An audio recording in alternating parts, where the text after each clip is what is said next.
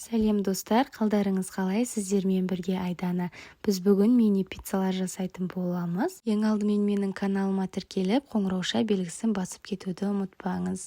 Пиццамыздың қамырын жасау үшін ең алдымен бізге жылы сүт және де жылы су, ашытқы қажет болады. Ашытқымыз ерігенше жақсылап араластырып аламыз. Және де қант, тұзды қосып, барлығы біркелкі ерігенше араластыратын боламыз. Одан соң 2 ас қасық сұйық майымызды қосып араластырамыз және де ұнды себу арқылы бірінші венчиктің көмегімен араластырып, одан соң қолымыздың көмегімен жұмсақ қамыр илейтін боламыз. Сіздер де міндетті түрде жасап көріңіздер, сондай дәмді әрі жұмсақ болып шығады. Ең бастысы үйдегі жандарға өте қатты ұнайды. Дайын болған қамырымыздың бетіне кішкене сұйық май тамызып, қамырымыз жылтыр болғанша илеймізде бетін жауып 1 сағатқа алып қоятын боламыз көтерілгенше. Қамырымыз көтерілу барысында біз салмасын дайындайтын боламыз.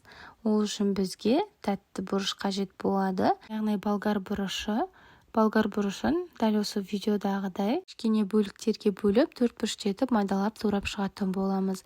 Болгар бұрышының кез келген түрі біздің пиццамызды сондай әдемі қылып ашып тұрады. Мен сары болгар бұрышын пайдаландым. Келесі кезекте шұжығымызды тураймыз. Дәл болгар бұрышы секілді майдалап 4 бұрышты етіп турап шығамыз. Достар, менің каналыма тіркеліп, қоңырауша белгісін басып кетуді ұмытпаңыздар, және де қолдап комментарий жазып кетсеңіздер, сондай қуанып қалар едім. Келесі жолы қандай видео көргілеріңіз келеді, астына комментарийға жазып кетулеріңізге болады. Келесі кезекте сырымызды осылай теркадан өткізіп дайындап аламыз. Енді біз соусын дайындайтын боламыз. Мен жай ғана күнделікті пайдаланатын, яғни майонез бен аджиканы қостым. Менде кетчуп болмады. Сіздер кетчуп қосқыларыңыз келсе, кетчуп қосуға болады. Аджика пайдаланатын болсаңыздар, аздап қана қосыңыздар, себебі дәмі сондай ащы болып кетеді. Енді қамырымызды дайындайтын боламыз. Дайын болған қамырымызды дәл осылай бірнеше бөліктерге кішкентай етіп бөліп шығатын боламыз. Және де видеодағыдай қамырымызды формаға келтіретін боламыз. Домалақтап, яғни мен 2 түрін көрсеттім. Дәл осы қолмен де жасауға болады, немесе қолмен жасау ұзақ уақыттарыңызды алып жатса, столдың үстіне қойып, осылай айналдырып шықсаңыздар, сіздерде жақсы болып формасы шығатын болады. Формаға келтіріп алған қамырларымызды көтерілгеннен кейін дәл осылай ортасынан басып, шетін кішкене қалдыратын боламыз. Яғни шетін қатты басып жібермеңіздер, сол кезде біздің салмасы шығып кетпей, әдемі болып көрініп тұратын болады.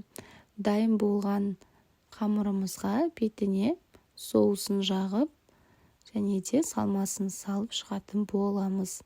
Мен сырды бірге салып жібердім. Қаласаңыздар, сырды пісуге дайын болған кезде салуларыңызға болады. Сол кезде қатты пісіп кетпейді, сырымыз жай ғана жібіп әдемі болып шығады.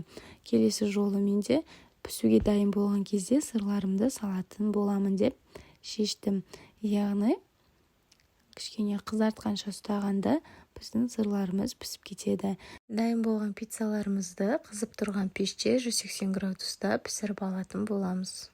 Міне біздің мини пиццаларымыз дайын, сондай әдемі және де жұмсақ болып шығады.